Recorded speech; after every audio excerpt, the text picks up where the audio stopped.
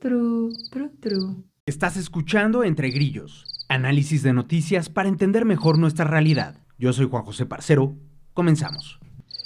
Capítulo número 118, bienvenidas y bienvenidos a Entre Grillos, yo soy Juan José Parcero y hoy es 19 de mayo. ¿Cómo están? Aquí muy contento de estar de regreso con ustedes y pues listo para platicar, como lo habíamos adelantado la semana pasada, sobre esta gran investigación o serie de investigaciones que ha hecho Animal Político, encabezadas por la periodista Nayeli Roldán, sobre la situación del sistema de salud en México. Básicamente así, el resumen de todo lo que vamos a platicar en este podcast es la desgracia en la que está el sistema de salud en México.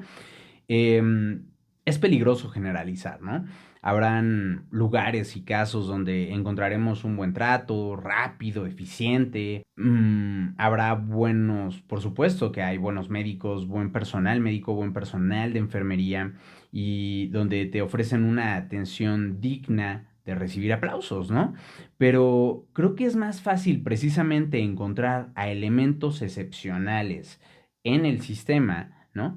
Este excelente personal médico que les digo, excelente personal de enfermería, perdón, que intenta hacer lo mejor que puede, o sea, que se enfoca en su trabajo, que es salvar vidas, es ayudar a la gente a vivir una vida más saludable, más feliz, vaya, ¿no? Eh, que en realidad encontrar un lugar donde este sistema sea deseable, donde el sistema que tenemos de salud pública en México sea deseable. Es decir, hay más buenos elementos intentando hacer lo que puedan, ¿no? Hacer casi milagros en un sistema que está sumamente podrido, pero en realidad pues no hay mucho lugar donde podamos decir, no, es que este hospital o este otro de acá funciona de maravilla precisamente porque el sistema de salud pública en México le incentiva a tener este gran funcionamiento. Eso no pasa, ¿no? Eh, por lo general, tenemos un sistema de salud que es desastroso, con largos tiempos de espera, un trato indigno para los pacientes, para las familias de los pacientes, falta de medicamentos, explotación al personal médico, que les digo muchas veces tiene que intentar hacer milagros con lo que tiene, operar sin los insumos adecuados. Y no solo me refiero a medicinas, que es lo más evidente, pero insumos para operar, a veces no tienen ni guantes, ¿no? No tienen ya ni paracetamol. Incluso hemos visto un recorte en el número de recetas que les dan para poder recetar los medicamentos a los pacientes, ¿no? Entonces, pues todo esto va generando un sistema cada vez más podrido, ¿no? Que opera en condiciones muy precarias, tanto para los trabajadores como para los pacientes, y eso se traduce en una prevención deficiente, prevención de enfermedades, ¿no? Y esto también se traduce en procesos lentos, en diagnósticos inadecuados, y todo esto va afectando el prospecto de una vida saludable para los pacientes, llevándolo a afectaciones de salud que pueden durar toda la vida e incluso en algunos casos a la muerte. Si dices, bueno, sí, la situación de salud en México es todo un tema, pero pues afortunadamente yo tengo lana, lo que sea, me voy a ir al sistema de salud pública. Pues sí, te tienes que desembolsar una lanota para estar cubriendo no solo el seguro, sino las medicinas, deducibles, coaseguros y cualquier extra que se le ocurra a la empresa aseguradora o al hospital. Además de que, pues en muchos casos también dentro del sistema de salud privada, o sea, yo he conocido gente recientemente, apenas, no me acuerdo si este año o a finales del pasado, que estuvo en el hospital una familiar mía, y en un hospital privado de Grupo Ángeles, y no tenían de que un oxímetro, ya saben, el aparato para medir el oxígeno, un oxímetro por piso. Entonces no podían estarle midiendo la oxigenación y mi familiar necesitaba estarse midiendo la oxigenación. Pues bueno, cuando ahí se pudiera, porque el hospital privado por el que se estaba pagando y que además pues, se supone que el Ángeles tiene buen equipo y todo, pues eso, no tenían ni siquiera oxímetros suficientes para estar uno por piso. y se perdió de repente el de otro piso, entonces había uno por dos pisos, ¿no? Una situación terrible. No nos vamos a meter ahorita en el sistema de salud privado, vamos a hablar del sistema de salud pública, pero bueno, la salud nos importa a todos, nos afecta a todos, incluso a cualquiera de ustedes que me esté viendo y que afortunadamente espero que todos estén muy saludables y todas sus familias estén muy saludables. No podemos no contar con un sistema de salud confiable porque tarde o temprano todos lo necesitamos. Y si no tenemos esa red de apoyo, esa red para saber que cuando caigamos enfermos, porque va a pasar, vamos a contar con un buen lugar donde acudir a curarnos, las afectaciones pueden ser muy graves. Hay gente que pierde todo lo que tiene por una enfermedad médica, ¿no? Cuéntenme en los comentarios si has tenido buenas o malas experiencias en el sistema de salud mexicano, ya sea público o privado. Yo te leo de verdad y muchísimas gracias a todos por ver Entre Grillos, ¿no? Conforme ven el episodio, comenten si están de acuerdo o no están de acuerdo con lo que decimos en el episodio, con las cosas que vamos a ir platicando de Animal Político, de lo que revela la investigación periodística. Compártanme sus propias perspectivas, me interesa mucho leerlos. Uno de cada 5 de ustedes, nuestros escuchas más fieles, que están aquí semana a semana, contribuyen a mantener este proyecto vivo con el equivalente a un café al mes en Patreon. Así que puedes apoyar, ya lo sabes, este proyecto de periodismo independiente en Patreon y puedes unirte a nuestro Telegram, a la comunidad en Telegram. Los links están en la descripción de este episodio. Por cierto, este jueves voy a empezar una serie de 4 episodios que vamos a sacar de una plática que tuve con uno de mis mejores amigos, con Eduardo Farfán, sobre los 250 días del gobierno de Claudia Sheinbaum, un balance de qué ha sido, cómo ha sido la administración de Claudia Sheinbaum en estos primeros 250 días. Va a salir de aquí al 7 de junio que se cumple esta fecha, van a salir los 4 episodios. Casi va a ser como jueves y más bien jueves y tal vez como lunes y miércoles, una cosa así. Entonces los invito a que no se pierdan de estos episodios. Y bueno, en este contexto que les platicaba, toca hablar justamente de la serie de reportajes No Fuimos Dinamarca de Animal Político, que han estado sacando en las últimas semanas, unas investigaciones hechas por la periodista Nayeli Roldán de Animal Político. Ya hay algunas que son un poquito más viejas. Pero bueno, el contexto es el siguiente. Los mexicanos llevamos años, ¿no? Años, décadas padeciendo un sistema de salud público con recursos insuficientes, malos tratos. El sistema prácticamente se ha caído conforme es cada vez menos el dinero que se le destina en proporción a lo que se gasta, a lo que requiere el sistema de salud público mexicano. O sea, cada vez se gasta más y se va a seguir gastando más, no solo porque las cosas se encarecen, sino porque nuestra población va envejeciendo y conforme envejecen, pues hay cada vez más gente que necesita más temas de apoyo médico, ¿no? O sea, es más común que las personas de cierta edad pues empiezan a requerir más frecuentemente medicinas y atención médica en general. Y pues la situación es que conforme también la población envejece, cada vez hay menos gente trabajando que esté manteniendo ese sistema. Y si a eso le sumas que los recursos han ido disminuyendo para el tema salud, pues tenemos un grave, grave problema. Además de que, bueno, pues no, hay también, y hay que mencionarlo, toda una serie de vicios en la forma en la que operan laboralmente estos hospitales. O sea, si bien muchísimos médicos, muchísimo personal médico, personal de enfermería, de verdad son héroes, hacen milagros, también hay muchos vicios, ¿no? Y hay muchos que pues ya viciados por este sistema podrido, donde no les importa nada, donde son muy cínicos y así. Pues acaban pues haciendo lo que tienen que hacer y si no, bye bye y pues, no, o sea, no les importan los pacientes, etcétera, etcétera, etcétera. Y esto ocurre en el sistema público de una forma, ¿no? Donde los incentivos es pues, yo conservar mi chamba y hacer lo mínimo necesario para estar aquí. Y en el sistema privado también, pues el hecho de estar buscando que el usuario, que el paciente, gaste todo lo que pueda, ¿no? Que gaste en medicinas, que gaste en procesos en el hospital, cobrar cifras estratosféricas por ciertos procedimientos. Entonces, hay toda una serie de vicios también en cómo operan laboralmente tanto un sistema como el otro, con diferentes síntomas, porque los incentivos son muy diferentes para ambos tipos de personal, ¿no? Y así en ese contexto llegó AMLO al poder en 2018 con la promesa de resolver las grandes injusticias sociales, ¿no? Y en este caso la injusticia de un mal sistema de salud pública. Eh, el problema es que AMLO llegó identificando este problema, ¿no? Diagnosticando pues este grave problema, esta enfermedad, ¿no? Pero el problema fue que el diagnóstico, para seguir la analogía de la medicina, el diagnóstico fue erróneo y por ende la medicina que recetó fue la indebida. Para López Obrador, el origen de todo problema público en México pasa por el tema de la corrupción. Esa es la gran enfermedad que él identifica, la corrupción que sin duda afecta a todo, ¿no? Pero el problema fue que el tratamiento que el doctor López Obrador propuso para enfrentar al problema de la corrupción fue basado en dos medicinas. Su supuesta incorruptibilidad, la supuesta incorruptibilidad del mismo presidente, que, y la austeridad, la bandera de la austeridad. Esas son las dos grandes medicinas que trajo López Obrador para combatir la corrupción en general y también aplica para el tema de salud. Su incorruptibilidad y la austeridad republicana.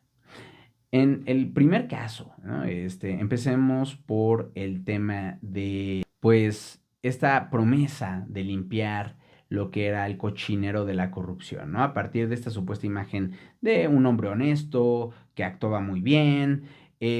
Sabemos por muchos ejemplos, no solo en México, en cualquier parte del mundo, que la lucha contra la corrupción sí depende en buena medida de que haya el interés político, ¿no? El interés de la cúpula política por enfrentar este problema. Si los líderes políticos no quieren enfrentar la corrupción, prácticamente es muy difícil que vaya a pasar algo. Pero al mismo tiempo también sabemos que no basta con eso, que hay que tener mecanismos para denunciar la corrupción, para transparentar el uso de recursos en el gobierno, para estar echando básicamente ojo a lo que hace la autoridad y rendir cuentas también, mecanismos de rendición de cuentas para que los corruptos sean llevados ante la ley, para que los corruptos paguen por sus tracaladas, por la robadera. Pero AMLO no fomentó ninguna de estas dos cosas, ni mecanismos de transparencia y de denuncia, ni mecanismos de rendición de cuentas. De hecho, no solo no lo fomentó, sino que buscó activamente desaparecer todos los avances, más buenos o malos, pero no importa, todos los avances que había en estos dos rubros, los borró del mapa. Y pues dijo que todo, que bastaba con que él fuera limpio para que todo el gobierno fuera limpio. Algo que, pues ya sí, también sabíamos que no pasaba, porque incluso si suponemos que AMLO de verdad no es corrupto, pues en su gobierno en Ciudad de México está el famosísimo caso de las ligas de René Bejarano. Quien no sepa, anótelo y terminando el episodio los invito a googlear las ligas de René Bejarano y van a ver cómo hubo corrupción en el gobierno y corrupción probada en el gobierno de López Obrador en la Ciudad de México. Y aquí en el gobierno federal, pues hubo muchísimos casos denunciados. Obviamente nadie hizo jamás nada, como nunca pasa en el gobierno federal, pero bueno, ¿no? De hecho, hasta había habido más avances en la lucha contra la corrupción en otros gobiernos, y en este sí, de plano, fue lamentable la falta de avances. La otra gran medicina fue la austeridad, que les decía.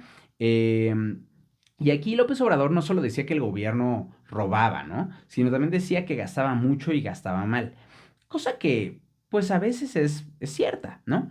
A veces el tema es que mezclaba ambas cosas, como si un gasto elevado fuera necesariamente corrupción, cosa que no es así obligatoriamente. Habrá casos donde sí y habrá casos donde no. Y de hecho vamos a ver cómo ciertos resultados de lo que hizo López Obrador terminaron por ser gasto elevado por corrupción, pero no siempre es así. O sea, tú puedes pagarle, o sea, abrir una plaza para traer un especialista en el tema que ustedes quieran y pagarle muy bien. Y alguien puede decir, "Ah, le estás pagando de más", pero no necesariamente es corrupción. Si sí estás trayendo a alguien capaz y capacitado para ciertos temas, ¿no? Para ciertas cosas. O sea, si quieres traer al mejor de los mejores, pues le vas a tener que pagar una lana. Tal vez es innecesario, tal vez podemos ofrecerle menos dinero, ¿cierto? Pero no necesariamente es corrupción. Pero en el caso de AMLO sí hubo temas de corrupción, que además, por supuesto, que no fueron castigados. Es más, ni siquiera fueron revelados, los tuvo que revelar esta investigación de Animal Político, ¿no? Por eso, pues la solución, esto de la solución lo trae AMLO, lo de la austeridad, reducir el gasto. La idea era vamos a gastar menos y con eso pues, se va a tener que hacer lo necesario con el dinero que hay y esto va a traer pues mejores resultados. Y empezó a recortar no solo de temas de salud, por supuesto, pero de todos lados del gobierno, a tijeretazo o a machetazo ya de plano, ¿no? Y todo esto lo hizo porque no para en realidad ahorrar dinero, porque de hecho el gasto, así en general, se fue de 6 billones de pesos al inicio, bueno, en el último año de, o sea, lo que dejó ya planificado Enrique Peña Nieto para 2019, 6 billones de pesos. A este año, el gasto programado por la última administración de López Obrador fue de 9 billones de pesos. O sea, hubo un aumento bastante importante en el gasto. Eh, Esto a pesar de los recortes en muchos lados, pero porque lo que hicieron fue que lo que recortaban de un lado lo pasaban para principalmente gasto en tema de pensiones y de becas, que son la gran prioridad de los gobiernos morenistas. Ahora sí, con todo esto, entramos en pues la parte de la investigación. De hecho, de Animal Político divide la investigación en dos. Por un lado está el tema de la austeridad, ¿no? Les digo que en salud estos machetazos pues llevaron a que se dejaran de comprar millones de vacunas para niños, también para adultos, pero particularmente doloroso es el tema de los niños. Los hospitales que ya de por sí estaban rebasados quedaron aún más rebasados que probablemente nunca, sin insumos tan básicos como para hacer sutura o jeringas. En el trabajo de Nayeli Roldán vemos con datos y con testimonios de los usuarios del sistema de salud pública y de los trabajadores, cómo la situación de por sí mala empeoró y sin los ahorros prometidos por el presidente. López Obrador gastó más que Peña Nieto en la compra a sobreprecio de medicinas. Y lo peor es que esto ni siquiera se tradujo en recetas surtidas. La gente más pobre, les decía, gasta hoy más que hace 6 años en compra de medicamentos e insumos que necesitan. Y esto, para que vean un caso específico, este es un cálculo complejo, ¿no? ¿Qué pasa cuando los procesos en el sistema de salud pública se alentan, ¿no? O sea, ¿qué pasa cuando te enfermas y en lugar de que te den la cita, digamos, en una semana o 2 semanas o un mes, te la dan en 3, 4 meses? O sea, hay veces que te curarás por ti mismo o irás a un privado, pero ¿qué pasa cuando estamos hablando de enfermedades más graves o de gente que no tiene los recursos para ir con un privado? Está el tema, por ejemplo, recientemente del sarampión en México y también en Estados Unidos y en otras partes del mundo.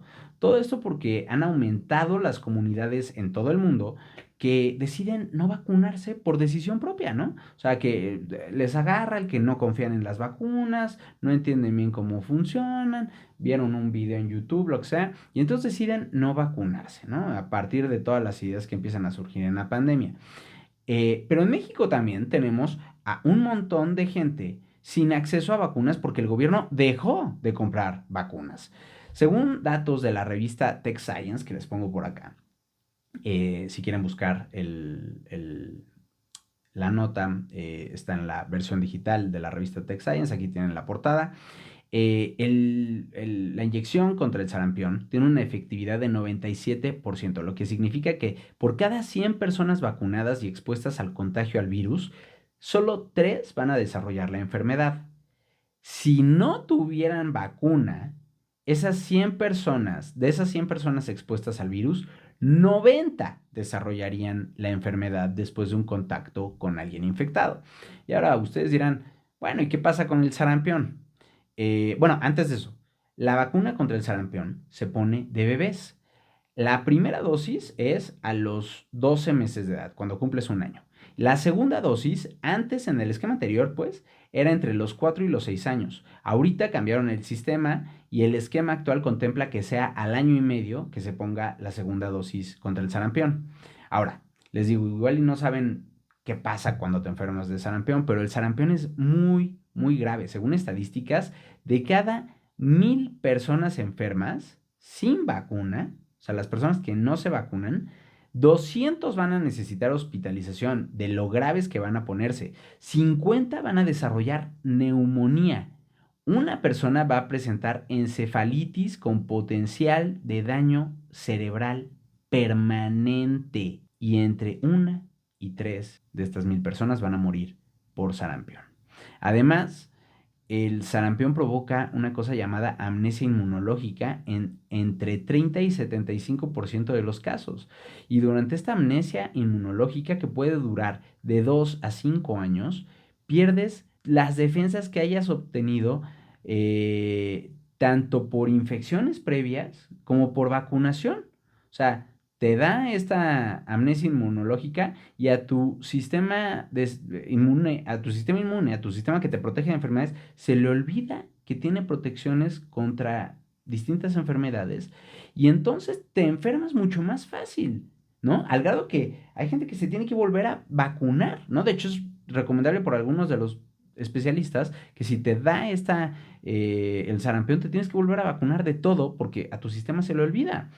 De acuerdo con datos obtenidos por Nayeli Roldán en esta investigación, entre 2019 y 2020, y aquí les pongo esta tabla donde lo ven, más de 900,000 niños se quedaron sin la vacuna triple viral para sarampión, rubiola y parotiditis. La cobertura llegó a caer hasta 73%. ¿Cuánto cuesta?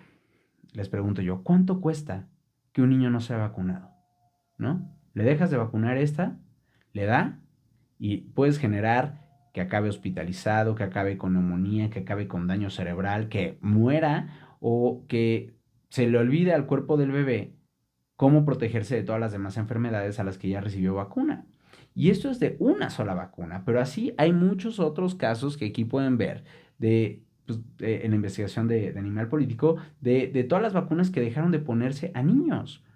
6 millones de niños dejaron de recibir vacunas entre 2019 y 2020, ¿no? Entonces, pues así la cosa. Sobre este tema de la vacunación en México, Animal Político lanza 5 reportajes. Aquí tienen las portadas. Básicamente les voy a dar un muy breve resumen. Se pueden meter a cada uno de ellos y ver a detalle cómo está hecha toda la investigación. Está muy bien cada investigación, pero es que saca muchos reportajes de diferentes temas. Entonces, de temas de vacunación, 5 reportajes. Primero que nada, les decía, el gobierno de AMLO dejó a 6 millones de niños sin vacuna entre 2019 y 2020. Esto a pesar de que gastó más que Peña Nieto en vacunas y compró menos. Todo esto, ¿no? Luego de las promesas de AMLO de que iba a ser diferente. Luego, segundo reportaje, cazando vacunas. Familias crearon grupos en redes para avisar si hay vacunas en ese periodo en el que dejó de haber vacunas. Tenían que estarse contactando, creando redes para contactarse y diciendo, aquí vas, aquí ya tienen esta vacuna, lánzate a este hospital porque ya puedes llevar a que tu niño le ponga la del sarampión, la triple no sé qué, la del no sé qué. Y así estaban cazando literalmente vacunas, particularmente en estos años 2019 y 2020. Pero cuando no las alcanzaban, tenían que gastar hasta 7,000 pesos para conseguir vacunas para sus niños. Y esto podía ser tanto en ciudades como en pequeñas localidades del país. Ahora, ustedes se preguntarán, ¿cómo es que el presidente López Obrador o su administración compró menos vacunas y gastó más, ¿no? Y el ejemplo está en el siguiente reportaje. Secretaría de Salud pagó a Birmex 134 millones de pesos de sobreprecio por vacunas para infancias en 2020. En este reportaje vemos cómo la empresa estatal Birmex vendió al gobierno de AMLO más caro, o sea, la empresa de gobierno encargada de producir las medicinas le vendió al mismo gobierno medicinas más caras que los proveedores privados, que lo habían vendido proveedores privados en los últimos años. 12 millones de vacunas del cuadro básico fueron vendidas a sobreprecio, con lo que se incumplió la promesa de ahorrar, ¿no? Obviamente, si estás pagando más por lo mismo, pues no ahorras, sino que al contrario, gastas más. El cuarto reportaje de este grupo es el de Héroes de la Vacunación y habla sobre cómo el personal médico, a pesar de las carencias, a pesar de todos los problemas, a pesar de que se tenían que chutar traslados mortales de 10 horas para aplicar una sola dosis, pues el personal médico actuó como verdaderos héroes, ¿no? Intentando, a pesar de la escasez de vacunas y medicamentos, llevar a las comunidades más marginadas, las que están más lejanas, aquel pueblito indígena en la Sierra de Puebla o lo que sea, llevarles estas vacunas, estas medicinas, ¿no? Para intentar mantener la cobertura de vacunación. Y el quinto de este grupo de reportajes es sobre cómo aumentaron los casos de enfermedades prevenibles con vacunación entre menores de hasta 5 años. No vacunas a los niños y obviamente aumentan las enfermedades prevenibles, ¿no? Sobre todo las prevenibles como hepatitis B, como tétanos, como neumococo, meningitis, tuberculosa. Todo esto registró, todas estas enfermedades registraron alzas en niños menores de 5 años a partir de 2019. Segundo grupo de reportajes, la falsa austeridad. Aquí tenemos 3 reportajes que hablan sobre los recortes a los insumos y procesos y sus efectos para los pacientes y los médicos. El gobierno, en el primer reportaje, se revela cómo el gobierno de López Obrador dejó sin consulta médica, sin consulta, a 46% de los enfermos más pobres del país. Sin cirugía a 500,000 personas. Por ejemplo, el gobierno de López Obrador hizo 20 millones de estudios de laboratorio clínico menos que Peña Nieto. O sea, con AMLO, 20 millones de estudios de laboratorio menos que con Peña Nieto. Esto afectó a 5.7 millones de pacientes. Imagínense, necesitas una radiografía, un estudio de flora intestinal, de sangre, de yo qué sé, de orina, y no puedes, porque no te lo hacían, porque bajaron, porque bajó la lana. Y entonces, ¿cómo te van a dar un buen diagnóstico los médicos si no hicieron los estudios de laboratorio clínico? El gobierno de López Obrador, en el segundo reportaje de este grupo, dejó sin surtir 15 millones de recetas. Esto es 5 veces más que en la administración de Peña Nieto.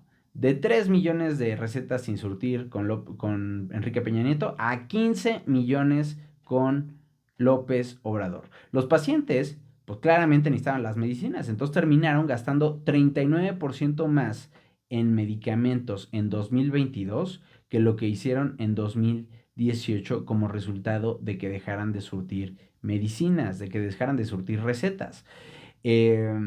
Ahí está, por ejemplo, el testimonio de una enfermera que aseguró que nunca en 25 años había visto tal desabasto de medicamentos, ¿no? Y no que antes no hubiera, sino que hoy está mucho peor. Y el tercer reportaje de la falsa austeridad es cómo tuvieron que aumentar 6 veces. Se sextuplicaron los amparos para recibir atención médica. En 2022 hubo 1,602 amparos de gente que buscaba protección legal para que le dieran los medicamentos que necesitaban, para recibir la atención médica, ¿no? Esto es 628% más que en 2018. Entonces, imagínense, o sea, no te daban tu atención médica, pues tenías que ampararte. Claramente, esto no aplica para muchísimas enfermedades, ¿no? O sea, te enfermas de gripe o sea, de COVID, ¿no? Y pues probablemente no vas a ir a buscar un amparo, porque de aquí a que te dan el amparo, pues ya te curaste. Esto es más para enfermedades de largo plazo, enfermedades como el cáncer, como la diabetes. Y la última parte de esta primera sección de la investigación enfocada en el tema de la austeridad radica en 2 reportajes enfocados en la eliminación del seguro popular. El primero es cómo es que López Obrador quitó 157 mil millones de pesos al tema de salud, suspendieron 97% de las atenciones a cáncer. 97% de las atenciones a cáncer. ¿Cómo se supone que alguien va a sobrevivir sin atención al cáncer? ¿Cómo es que alguien va a sobrevivir sin el tratamiento para curarse de cáncer? Pues 97% de los que recibían el tratamiento con Peña Nieto dejaron de recibirlo con López Obrador.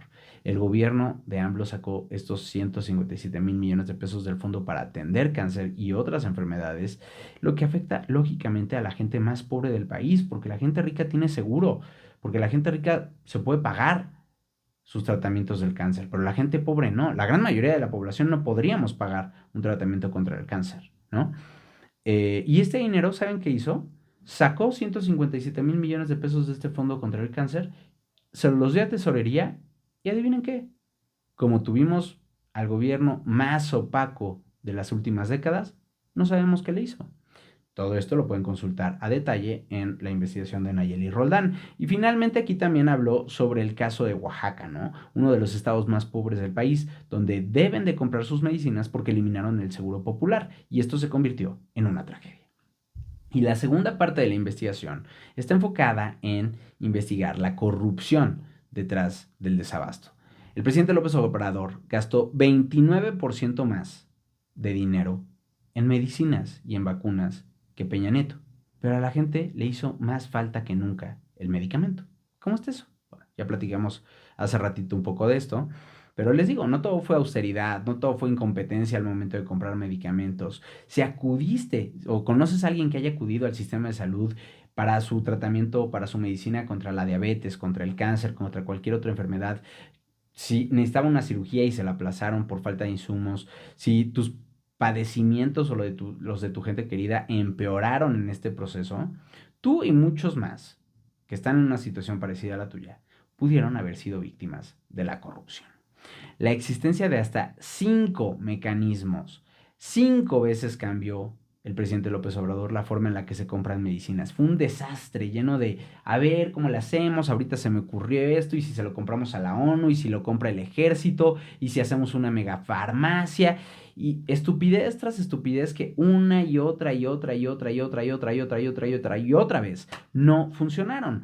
Pero no solo eso, no solo fue estupidez, esto provocó un terreno fértil para la contratación irregular de las medicinas y de las vacunas, ¿no?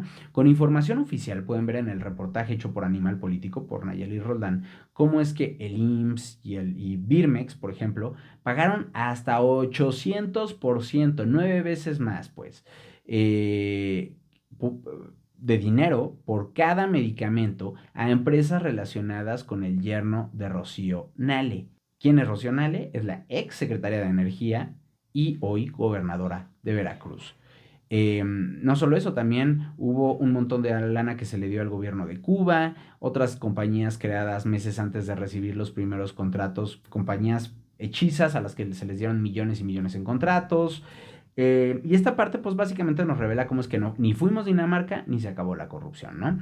Básicamente aquí tenemos dos áreas en las que Nayeli y Animal Político presentan investigaciones. La primera, los sobreprecios y el favoritismo en la compra de medicamentos.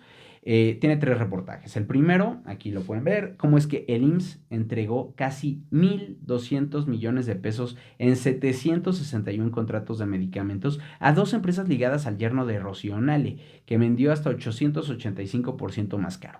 En algunos casos ni siquiera existen pruebas de que las medicinas fueran entregadas. Por ejemplo, una de estas empresas, Eto Medical, vendió bleomicina, que es un tratamiento contra el cáncer, que lo vendieron en 3.200 pesos cada unidad a la delegación de Baja California en 2021, aunque la misma medicina la compró en 329 pesos cada pieza el Instituto Nacional de Pediatría. El Instituto de Pediatría compra en 329 pesos esta medicina y el de Baja California en 3.200 pesos. Cuando la primera empresa fue catalogada como irregular, crearon otra y siguieron vendiéndole al gobierno. Y el gobierno, en lugar de decir, oye, pero son los mismos dueños de la que acabamos de calificar como irregular, no, tú síguele comprando, no hay bronca, ¿no? Aquí hay un gráfico, por cierto, de cómo, de un caso, por ejemplo, de cómo se produce el desabasto con corrupción por sobreprecio. Si quieren, páusenle, échenle un ojito. También está en la investigación de Animal Político. La segunda investigación es sobre el registro de 7.000 millones de pesos en contratos con empresas del socio del yerno de Rocío Nale en Compranet. O sea, sí les dieron 1.200 millones de pesos en contratos, pero en Compranet están contratos por 7.000 millones de pesos. ¿Qué dijo el IMSS? Que fue un error, que fue un dedazo, que esos contratos en realidad no son para ellos, que fue curiosos, ¿no? Esos errores tan tontos que de repente hay por ahí en el gobierno, ¿no? Y el tercer reportaje de este grupo de información es sobre cómo el IMSS dio 1.600 millones de pesos en contratos de medicamentos a 19 empresas de nueva creación que vendieron a sobreprecio. O sea, no solo fueron las empresas del yerno de Rocío Nale, fueron 19 empresas, al menos las que encontró Animal Político, recién creadas a las que les dieron contratos para medicamentos a sobreprecio. Los fracasos en los distintos modelos que implementó el gobierno de López Obrador para comprar las medicinas terminaron beneficiando a estas empresas recientemente creadas con poca experiencia en el sector y que vendieron las medicinas al precio que quisieron. Y finalmente está toda la revelación sobre el tema de Cuba. No sé si van a sacar más en próximos días, pero sobre este tema llevan dos reportajes que son la gestión de AMLO que instruyó con beneficiar al gobierno de Cuba pagando 111 millones de pesos por medicamentos que además resultaron ser medicamentos caducos y que a veces ni siquiera llegaron a los hospitales. Esto por órdenes del entonces director Birmex benefició a una empresa del gobierno cubano con la compra de millones de gotas para los ojos sin permisos sanitarios y que resultaron de mala calidad o caducas. Y pese a los recortes en ciencia, el último reportaje de los que han informado hasta ahora es cómo es que AMLO destinó 6 millones de pesos a una empresa cubana para el desarrollo científico. O sea, aquí recortaba el gasto en desarrollo tecnológico y científico en México y se gastaba 6 millones de pesos en gasto científico para Cuba. Que además, gasto científico para Cuba, donde el gobierno totalmente autoritario, una dictadura sumamente dura, ¿no? Eh, pues controla perfectamente el presupuesto. O sea, ese dinero se pudo ir para Miguel Díaz Canel o la familia Castro o quien sea, porque pues, así funciona Cuba, así funcionan las dictaduras. Ay, pues bueno, miren, este fue un resumen muy breve de toda la investigación revelada por Animal Político. Yo los invito a ir a checar el trabajo hecho por ellos. Ya saben que aquí yo no le tengo de que, ay, es de otra persona, no lo voy a mencionar. No, no, no, no, no. Si hay buenas investigaciones, yo los invito a verlas, les traigo el resumen y les incentivo que vayan a echarle un ojo ustedes mismos al reportaje que más les haya llamado la atención.